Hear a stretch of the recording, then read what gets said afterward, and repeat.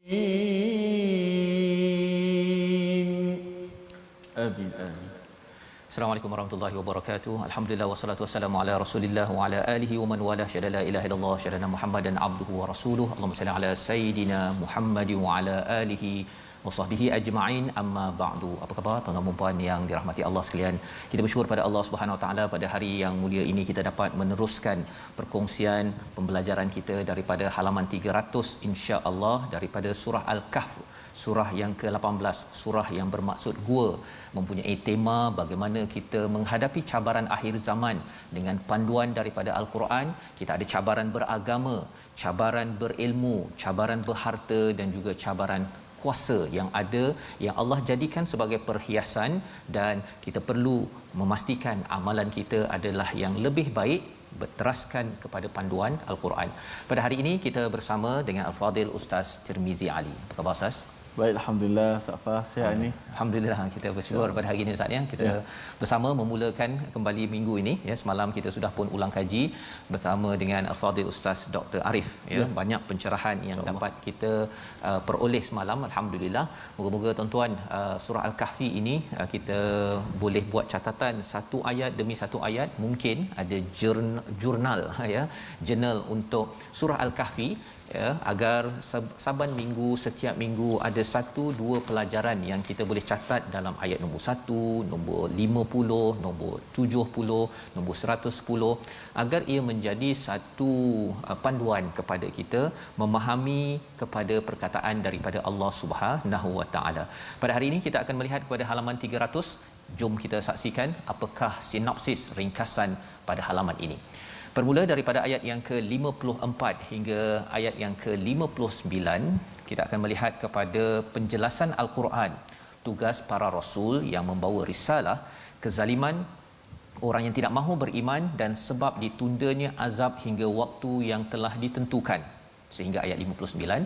Dan kemudian kita akan berkenalan, memulakan kisah ketiga ya. Kita sudah lihat kisah pertama, kisah kedua, kisah ketiga tentang cabaran ilmu di akhir zaman ini, bagaimana kisah Nabi Musa dengan Nabi Khidir alaihi salam pada ayat 60 hingga 61.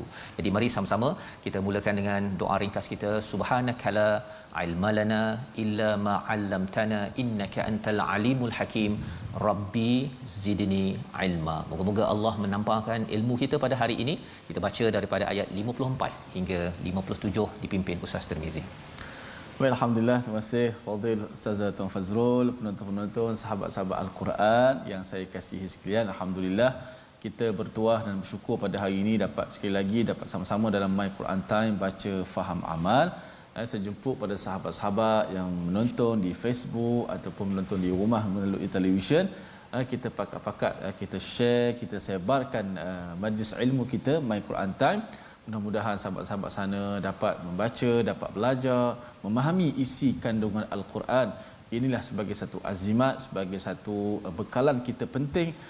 Bukan cerita pasal akhirat saja. Bila kita berada di dunia, kita perlukan panduan hidup kita, kita perlukan kompas. Itulah Al-Quran Karim yang disuluh juga oleh sunnah Nabi kita Muhammad SAW. Bahkan dalam Quran banyak kisah-kisah yang Allah Ta'ala ceritakan kepada kita semua untuk panduan bersama. Ayat 54 hingga 57 kita baca daripada surah Al-Kahf, muka surat yang ke-300 dengan tarannum bayati insya-Allah. A'udzu billahi minasy syaithanir rajim. وَلَقَدْ صَرَّفْنَا فِي هَذَا الْقُرْآنِ لِلنَّاسِ مِنْ كُلِّ مَثَلٍ وَكَانَ الْإِنسَانُ أَكْثَرَ شَيْءٍ جَدَلًا وَمَا مَنَعَ النَّاسَ أَنْ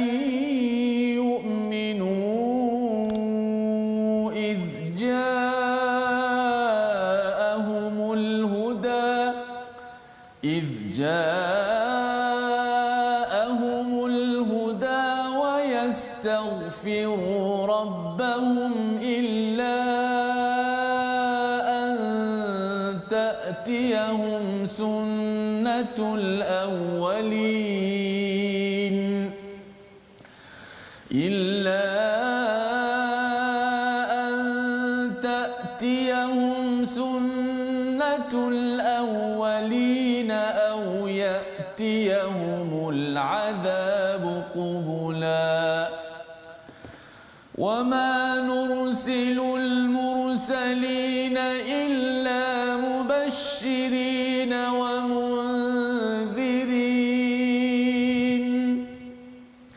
ويجادل الذين كفروا بالباطل ليدحضوا به الحق واتخذوا آياتي وما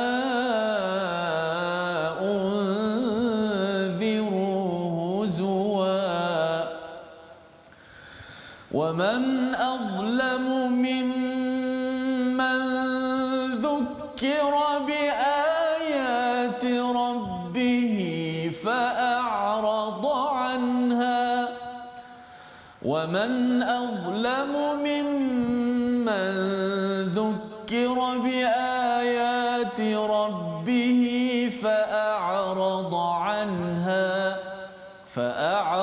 عنها ونسي ما قدمت يداه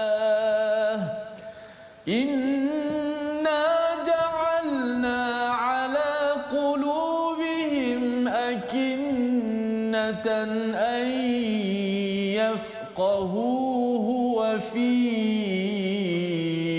آذانهم وقرا وإن تدعهم إلى الهدى فلن يهتدوا إذا أبدا صدق الله العظيم.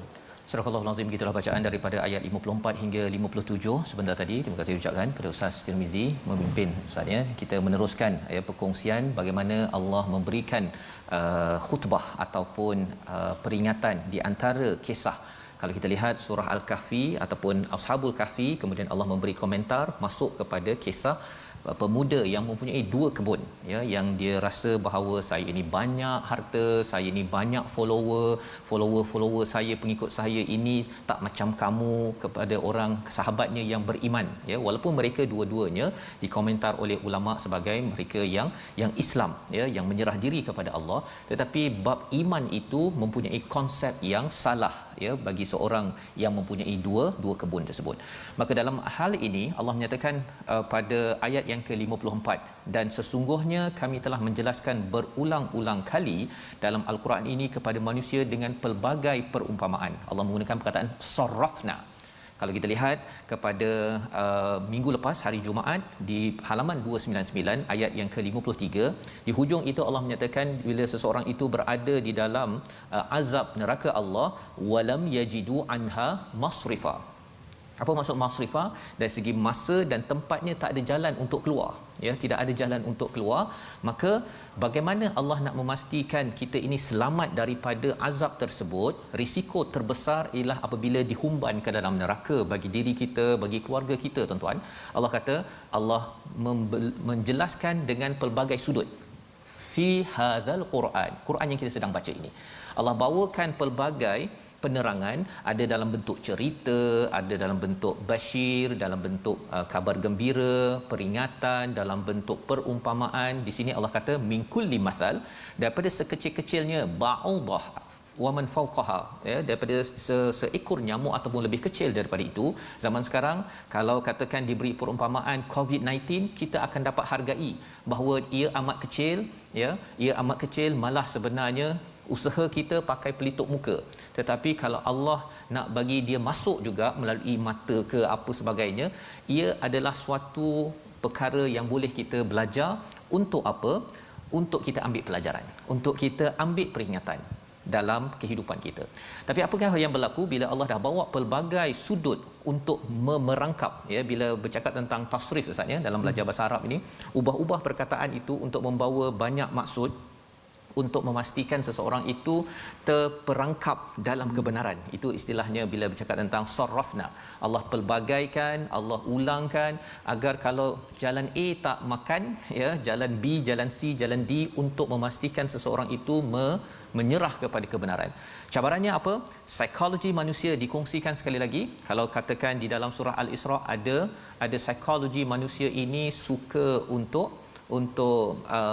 buat sesuatu yang tidak bermanfaat, ya. Kalau di sini wa kanal insanu aktsara syai'in jadala, iaitu manusia ini suka berbantah, ataupun istilah zaman sekarang super critical. Super critical maksudnya bila ada peringatan dia akan cakap apa, saya rasa itu contoh tu bukan untuk saya, itu untuk orang lain, kan. Ataupun dia cakap saya tak sukalah penceramah tu cakap, kan, saya tak suka, saya rasa itu macam kena lempang pada diri saya tak suka yang bahagian situ. Itu jadalah, maksudnya dia suka berbantah, berbahas. Dia menyatakan bahawa sebenarnya apa peringatan yang sampai itu bukan ada kaitan dengan saya, ya. Dia akan meletakkan 1001 alasan, 1001 hujah untuk menidakkan peringatan yang ada. Jadi Allah mengingatkan kepada kita, wama mana'an nas, apa yang menghalang manusia? Apa yang menghalang manusia untuk beriman? Idza'ahumul huda, bila sudah datang peringatan, dan juga untuk memohon keampunan daripada Allah. Ini dua perkara, ya, yang menjadi cabaran di akhir zaman. Orang susah untuk beriman bila sudah datang hidayah. Seseorang itu sukar untuk memohon keampunan daripada Allah. Yang pertama, iman. Kita tahu bahawa pemuda Al-Kahfi ini dengan iman Allah tambah hidayah, Allah tambah lagi keteguhan hati mereka. Dan lebih daripada itu ialah bila kita dapat hidayah, kita akan sedar, saya ni sebagai ayah, saya sebagai ibu, ada banyak lagi perkara yang kurang, saya mohon ampun padamu ya Allah.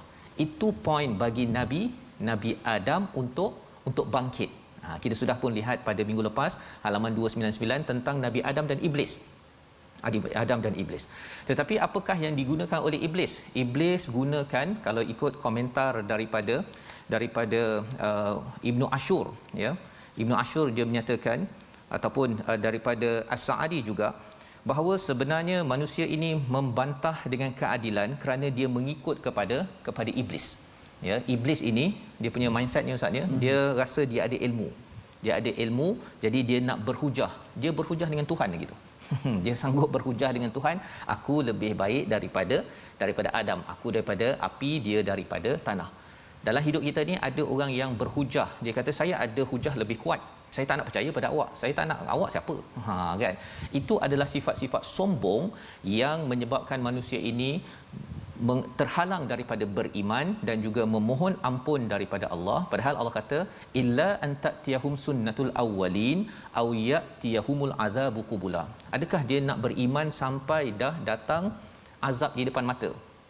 Ya, seperti Firaun, kan, dia tak nak beriman, dia tidak mahu minta ampun.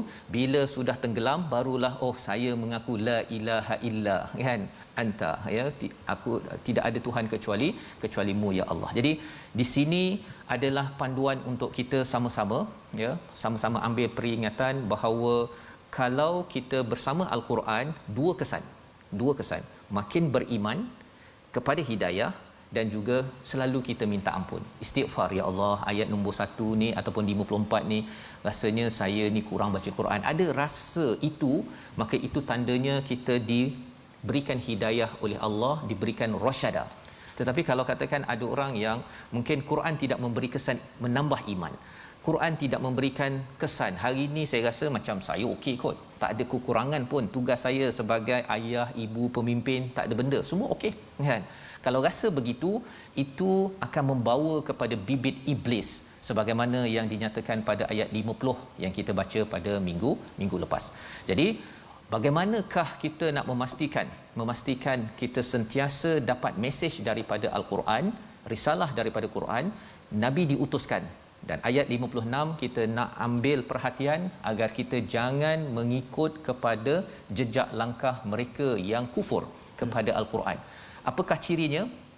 Cirinya kita baca sekali lagi ayat 56 bersama Ustaz Tirmizi. Baik, terima kasih Ustaz Fazrul di atas pencerahan dan penerangan tadi. Mudah-mudahan sama-sama dapat kita menambahkan lagi keimanan dan keyakinan kita, kesan daripada al-Quran yang kita baca. Ayat 56 kita baca sekali lagi untuk dapat sama-sama kita mengambil pengajaran daripada ayat ini. A'udzubillahi minasyaitanir rajim. Wa ma nursilul mursalina illa mubasysyirin wa mundhirin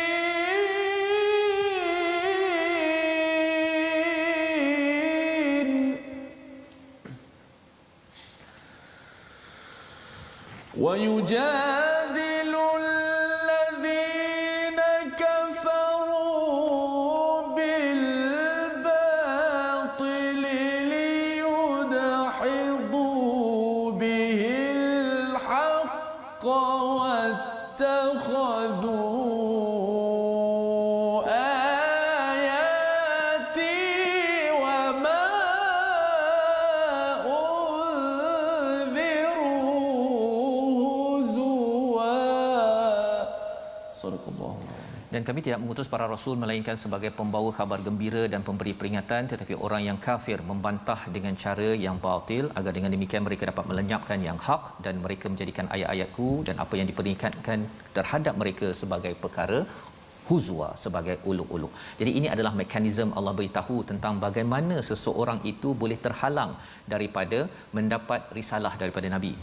Maksudnya Nabi ataupun kalau zaman sekarang ini orang-orang yang membawa mesej Nabi, ya, bukan rasul, bukan rasul pula, jangan kata saya ni rasul membawa risalah mubasyirin wa munzirin. Rasul dah habis, ya, sudah selesai. Tetapi mesejnya itu penuh dengan mubasyirin dan juga wa munzirin. Apa maksudnya? Cikgu-cikgu, penceramah, ibu ayah kena menggunakan pendekatan khabar baik, ya, khabar gembira, mubasyirin, dan juga yang keduanya kena ada juga memberi peringatan, ya. Tidak boleh kita sekadar cakap, kita berfikir positif sahaja tanpa kita memberikan risiko kalau saya tidak mengikut hidayah daripada al-Quran. Jika tidak, kita akan kata okey, sila solat, ya. Kalau katakan anak tu tak solat pun kita kata tak apa, ada peluang lagi. Tetapi kita tidak berikan peringatan seperti mana yang diingatkan dalam al-Quran.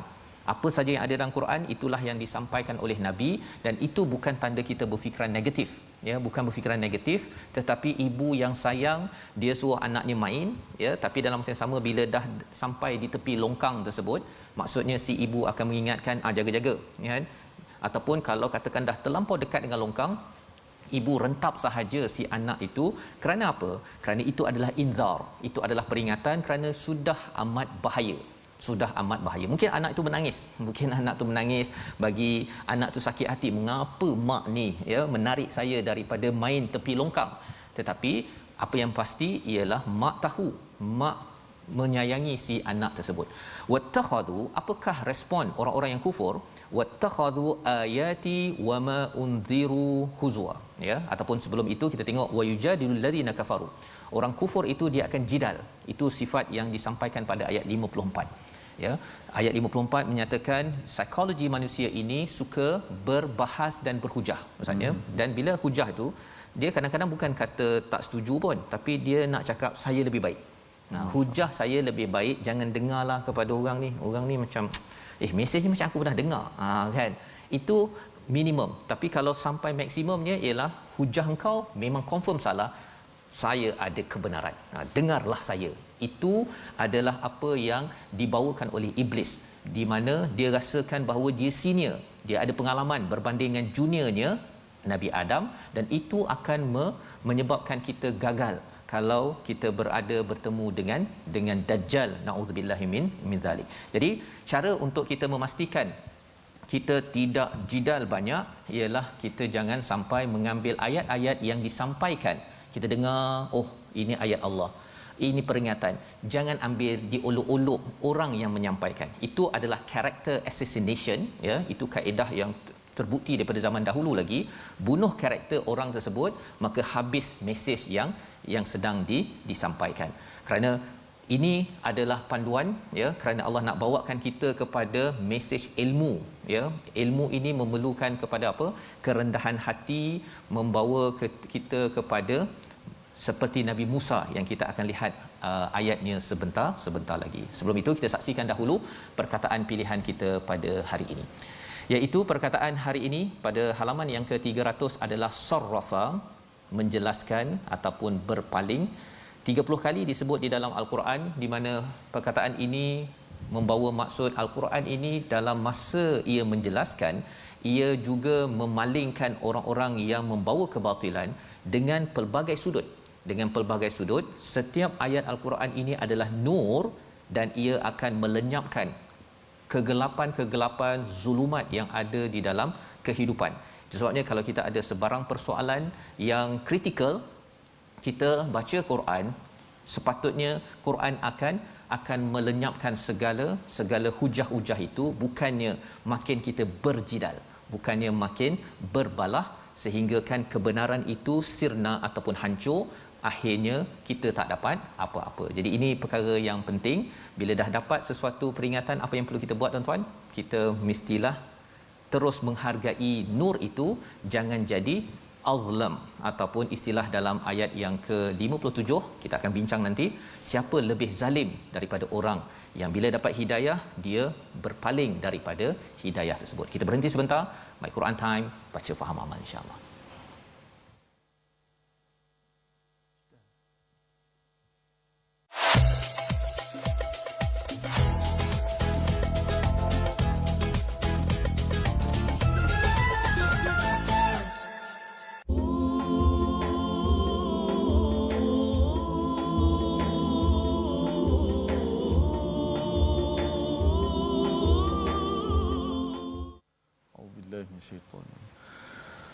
يضاعف له العذاب يوم القيامة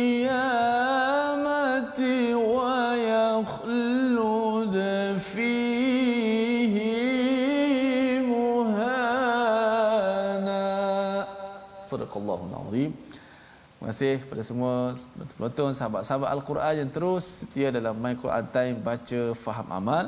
Petikan ayat yang saya baca daripada surah Al-Furqan ayat 69 ada sedikit kena mengena dengan pengajian tajwid pada hari ini.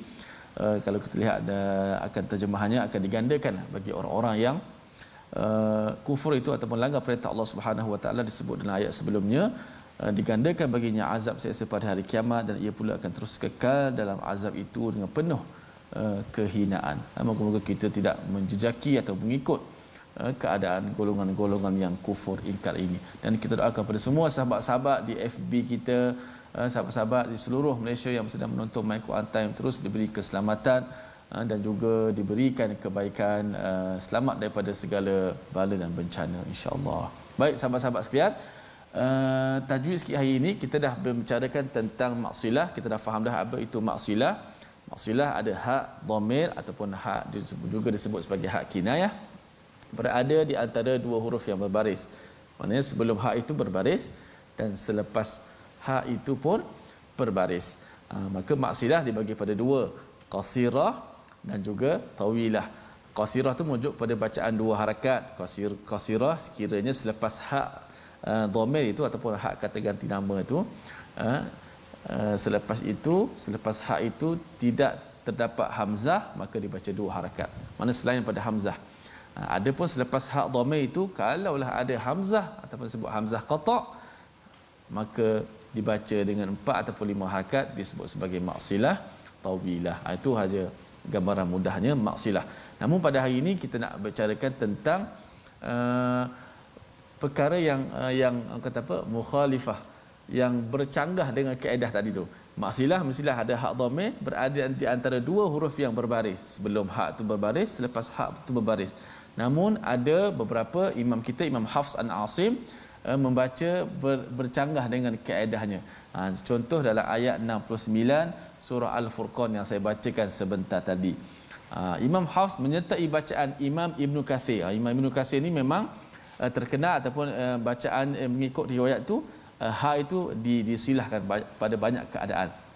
Maka imam kita, bacaan kita juga, ingat bacaan kita juga menyertai bacaan Imam Ibn Kathir pada ayat 69 surah Al-Furqan iaitu membaca dengan kadar dua harakat, mensilahkanlah memanjangkan hak itu dengan dua harakat.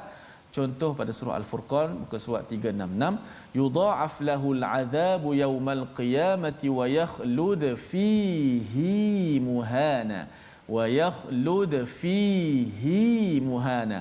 Pastikan perhatikan pada kalimah ataupun huruf ha pada kalimah fihi, hak yang berbaris di bawah itu. Kalau ikut kaedah fihi itu sebelum ha itu ada ya yang mati. Sedangkan kaedah Imam Hafs ataupun kaedah kita baca itu sebelumnya mesti berbaris. Di sini sebelumnya ya yang mati. Seperti kita baca surah Al-Baqarah, dzalikal kitabu la raiba fihi, dzalikal kitabu la raiba fihi huda. Kita tak panjang kat situ Ustaz. Tak panjang. Fihi huda kita baca pendek. Sebab ya mati. Tetapi di sini walaupun ya mati kita baca panjang. Baca dua harakat mengikut Imam Hafs. Walau macam mana pun dalam Quran dah diletak dah tanda ya kecil selepas hak itu, menandakan bacaan itu tetap dipanjangkan dua harakat. Jadi pengecualian daripada kaedah dah. Jadi penting perkara tersebut tadi Ustaz ya, bila tengok kepada maksud dia itu, memang fihi muhana itu sebenarnya dia macam kena kan dia dipanjangkan sikit itu, kehinaan yang diberikan kepada orang yang diazab itu ya, dia macam ditonyoh lebih lagi kan bila digunakan perkataan fihi berbanding dengan fihi muhana. Itu macam azab itu macam sambil lalu sahaja. Itu kalau kita tengok dari segi kesan bacaan sebentar tadi Ustaz ya, dan mungkin ada banyak lagi rahsialah dari segi cara bacaan itu sendiri. Jadi itu sedikit peringatan untuk kita dari segi bacaan tajwidnya dan kesan psikologi kepada kita. Pasal sebenarnya Quran ini Ustaz ya, bila Allah letakkan sarrafna, termasuklah tadi bila bacaan-bacaan ini pun dipelbagaikan untuk kita merasai pelbagai ilmu satu, tetapi lebih daripada itu adalah pelbagai perasaan. Kerana manusia ini dia kadang-kadang kalau diingatkan sekali, dua kali, satu cara, dua cara, dia tak jalan. Ya, malah Allah cakap dalam ayat yang ke-57, waman azlam, siapa lebih lagi zalim daripada orang yang diingatkan tentang ayat-ayat Tuhannya, kemudian dia berpaling dan juga dia melupakan maqaddamat yadah, apa yang dia buat. Dia tak kisah apa yang dia buat kan. Dia rasa macam orang lain tak betul, hina, yang betul saya. Kan? Kita rasa macam pernah dengar kan kisah ini. Siapa? Iblis ini dia dapat peringatan, dia buat, dia lupakan perkara itu, dia tutup ya, dia gelapkan peringatan daripada Allah untuk bersujud, dan kemudian dia rasa bahawa saya betul apa kan, saya betul. Jadi bila saya betul, dia sampaikan iblis ini dia tak nak sujud kepada menghormati kepada Nabi Adam dan mempertikaikan Allah Subhanahu Wa Taala. Ada orang yang begitu kerana dia bermain dengan perkataan pendapat sendiri, sayalah yang betul dalam beragama, orang lain no way kan. Tetapi sebenarnya tuan-tuan, kita sama-sama sedang mencari dalam perjalanan menuju Allah Subhanahu Wa Taala. Jadi kesan orang yang berpaling ini ya, inna ja'alna ala qulubihim akinnah ya, diletakkan pada dia satu lapisan penyumbat ya kepada hatinya, an yafqahu. Perkataan yang kita nak beri perhatian ke sini adalah yafqahun, bukannya ya'lamun. Ya'lamun kita mungkin tahu Ustaz ya, dia dah baca Quran 30 juzuk contohnya, tetapi Allah nyatakan di sini perkataan yafqahun ini yang memasukkan, yang faqih ya, dia bukan sekadar tahu tapi dia faqih ataupun pakar dalam memahami dan mengamalkan apa yang dibawakan oleh Allah Subhanahu Wa Taala. Wa fi adhanihim waqra, dan pada telinganya ada penyumbat. Orang cakap, dia dapat mesej, dia akan terpantul balik. Tandanya apa? Kalau orang cakap, dia cakap. Orang cakap, dia cakap kan, ataupun dia komen. Tak ada satu yang dia senyap, okey saya rasa ini peringatan daripada Allah, saya kena ambil ini sebagai hidayah pada saya pada hari ini. Kesannya apa? Di hujung ayat 57, wa in tad'um ilal huda, kalau kita ajak dia kepada hidayah, falan yahtadu idan abada, tidak akan dapat hidayah disebabkan sudah ada penutup, penyumbat pada hati dan telinga kerana perkara tadi. Suka berjidal, suka berbahas, suka untuk memperolok-olokkan kebenaran yang datang daripada orang lain yang sebenarnya hakikatnya daripada Allah, dan juga suka untuk melupakan peringatan. Jadi ini adalah satu amaran bagaimanakah Allah memberi peluang kepada kita. Allah masih bagi peluang pada semua orang. Kalau kita rasa ada orang ini sombongnya, kan? Kita lihat ayat 58 bagaimana kita mensikapi perkara-perkara ini. Kita teruskan Ustaz. Baik, terima kasih Fadil Ustaz Fazrul. Penonton sahabat-sahabat Al-Quran, saya melihat di Facebook Ustaz Faz, penonton-penonton rata-rata semua bertanyakan kepada keadaan sahabat kita juga yang selalu menonton Quran Time, iaitu Puan Julaiha binti Abdullah yang berada di LA, Los Angeles. Moga-moga sahabat-sahabat pun menanti berita di sana, mudah-mudahan diberi peliharaan juga keselamatan oleh Allah Subhanahu Wa Taala daripada berlakunya gempa bumi tersebut, dan juga penduduk-penduduk diselamatkan insya-Allah. Mudah-mudahan selamat belakalah insya-Allah Safas ya. Insya-Allah. Baik, kita sambung bacaan 58 hingga 61 melengkapkan muka surat yang ke-300 surah Al-Kahf. أعوذ بالله من الشيطان الرجيم وربك الغفور ذو الرحمة لو يؤاخذهم بما كسبوا لعجل لهم العذاب بل لهم موعد لن يجدوا من دونه موئلا وتلك القرى أهلكناهم لما ظلموا وجعلنا لمهلكهم موعدا وإذ قال موسى لفتاه لا أبرح حتى أبلغ مجمع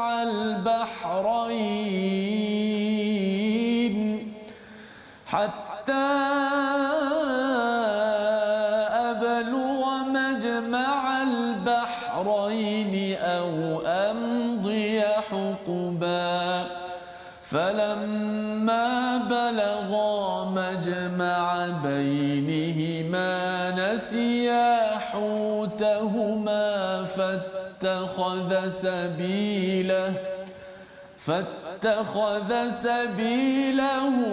في البحر سربا صدق الله العظيم. Surah Al-Azim, begitulah bacaan daripada ayat yang ke-58 hingga ayat yang ke-61 ya. Ayat ke-58 Allah menyatakan warabbukal ghafuruz rahmah ya. Allah menyatakan dan Tuhanmu Maha Pengampun lagi memiliki kasih sayang.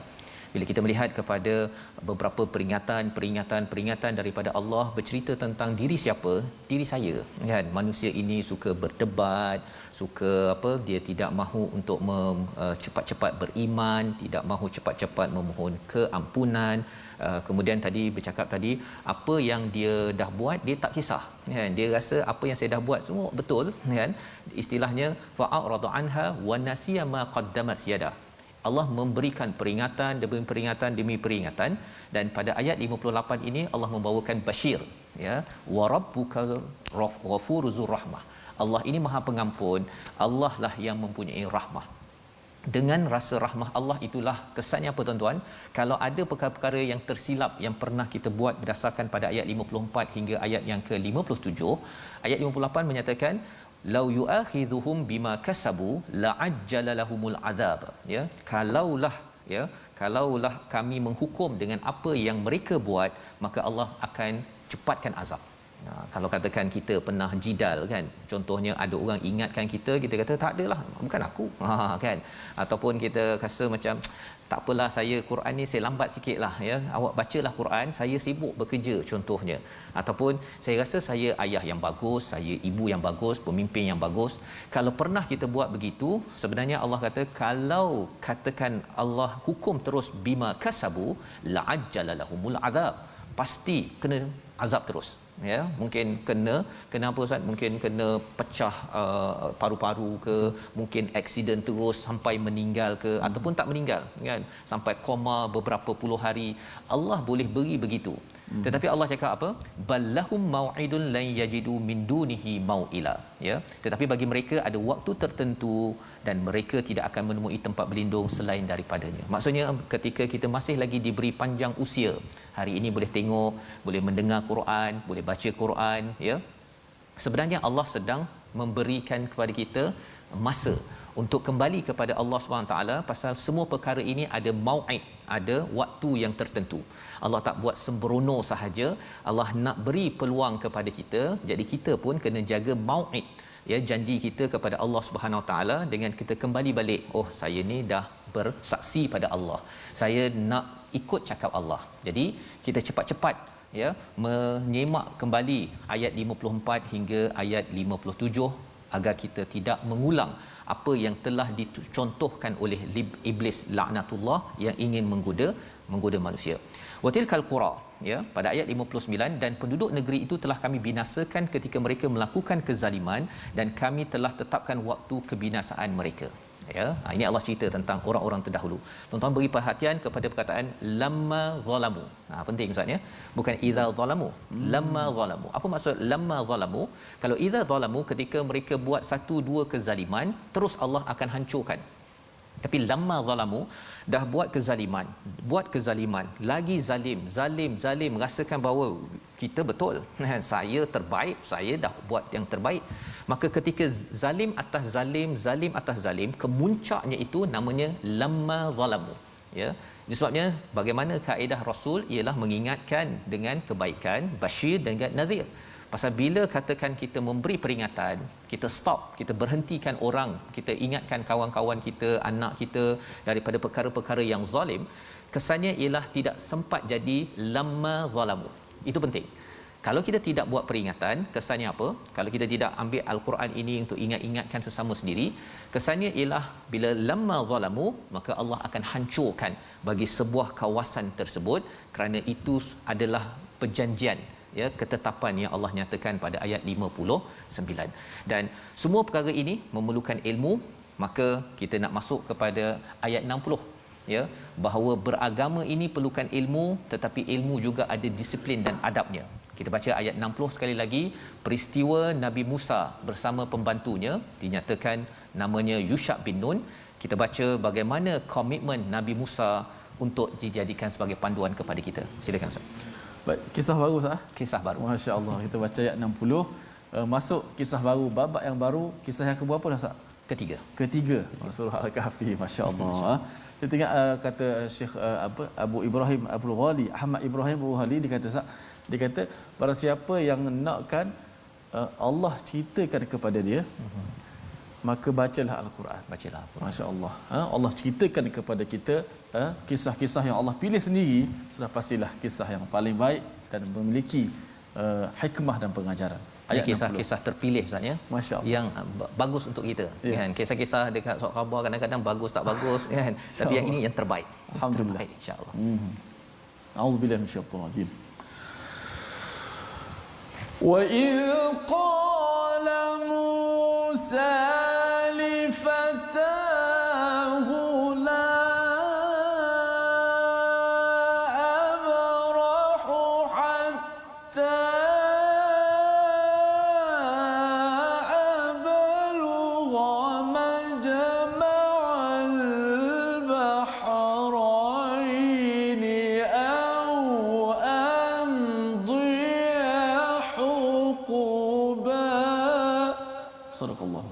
Dan ingatlah ketika Musa berkata kepada pembantunya, aku tidak akan berhenti berjalan sebelum sampai ke pertemuan dua laut, atau aku akan berjalan terus sehingga bertahun-tahun.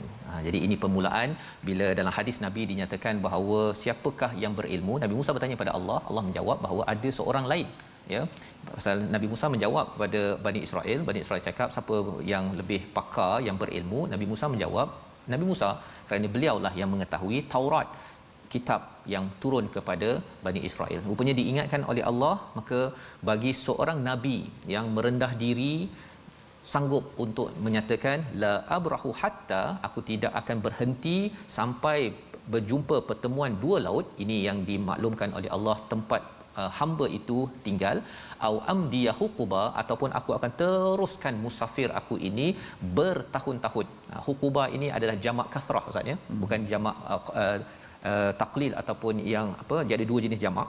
Jadi kalau sepatutnya ahqaba ataupun huquba. Jadi kalau huquba ini maksudnya kalau 80 tahun ataupun 80 tahun lagi, sambung 80 tahun lagi, aku sanggup untuk travel, sanggup untuk musafir, untuk apa? Mencari orang yang berilmu tersebut. Lambang kepada kerendahan hati, ya, tidak seperti iblis ataupun pengikut-pengikutnya yang kata bahawa sayalah yang paling pandai. Baik. Jadi ayat yang ke-61, falamma, ya, apabila mereka sampai ke pertemuan dua laut itu, mereka lupa akan ikannya. Ya, terlupa akan ikannya, fattakhaza sabilahu fil bahri ajaba, saraba, ya, iaitu kalau katakan dah jumpa pertemuan antara dua laut itu, mungkin begitulah gayanya Ustaz ya. Kalau pertemuan dua laut tak tahu kat mana, kita tak perlu tahu kat mana tempat itu, tapi pelajarannya ialah apa? Ketika sampai ke tempat itu, mereka berdua terlupa. Bukan Yusha bin Nun ataupun pembantu saja terlupa, Nabi Musa juga terlupa. Dan inilah yang kita ingin lihat, apakah yang berlaku bila mereka terlupa. Ikan yang dibawa oleh Yusha bin Nun ni lapar, dah letih dah ni. Adakah Nabi Musa marah kerana si pembantu tidak jaga ikan elok-elok ataupun macam mana? InsyaAllah kita tengok pada hari esok, insya-Allah. Kita lihat dahulu resolusi pada halaman 300. Iaitu yang pertama, hargai pengajaran dan isi kandungan Al-Quran serta elakkan daripada banyak berbalah ataupun memberi komentar yang tidak melambangkan kerendahan hati. Itu yang pertama. Yang kedua, jangan bertangguh untuk menyambut hidayah. Dalam kehidupan kita ada peluang untuk mendapat hidayah, belajar Quran, cepat-cepat kita rebut peluang tersebut. Dan yang ketiga, manfaatkan peluang umur yang Allah bekalkan kepada kita untuk sentiasa kembali kepada Allah Subhanahu Wa Taala.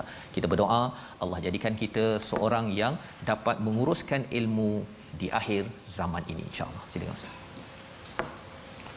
Bismillahirrahmanirrahim. Alhamdulillah wassalatu wassalamu ala Rasulillah. Allahumma fil lana dhunubana wa kaffir 'anna sayyi'atina wa tawaffana ma'al abrar. Ya Allah Tuhan kami, ampunilah dosa-dosa kami ya Allah. Ya Allah, Kau hapuskanlah segala kesalahan kami ya Allah. Ya Allah, Kau matikanlah kami di kalangan orang-orang yang beriman, di kalangan orang-orang yang abrar ya Allah. Ya Allah ya Tuhan kami, tidak ada sesiapa yang boleh mengampunkan dosa kami kecuali-Mu ya Allah. Ya Allah, peliharalah kami ya Allah, selamatkanlah kami di mana saja kami berada ya Allah. Bila kesihatan kepada kami, bila ruang dan kesempatan waktu kepada kami ya Allah. Ya Allah, bersihkanlah hati-hati kami semua ya Allah. Ya Allah, bersihkanlah hati-hati kami semua ya Allah daripada sifat munafik ya Allah. Ya Allah, daripada amalan-amalan yang riak ya Allah, daripada lidah-lidah yang dusta ya Allah. Ya Allah, daripada pandangan-pandangan yang khianat ya Allah. Selamatkanlah kami semua ya Allah.